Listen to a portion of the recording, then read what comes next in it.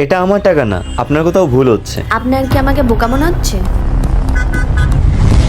Hello মা, আমার না পাসটা হারিয়ে গেছে, তাড়াতাড়ি দাদাকে পাঠাও না। আর ফোনেও না বেশি চার্জ নেই।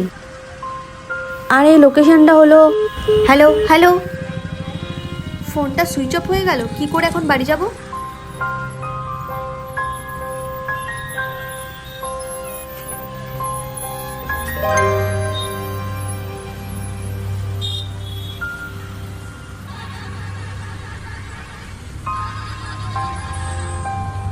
আরে দাঁড়ান,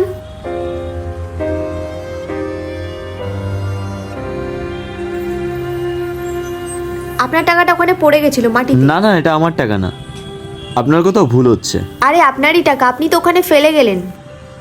আরে আজব তো, আমার যদি টাকা হতো আমি তো নিয়ে নিতাম, আমি কেন ছেড়ে দেবো? আপনার কি আমাকে বোকা মনে হচ্ছে?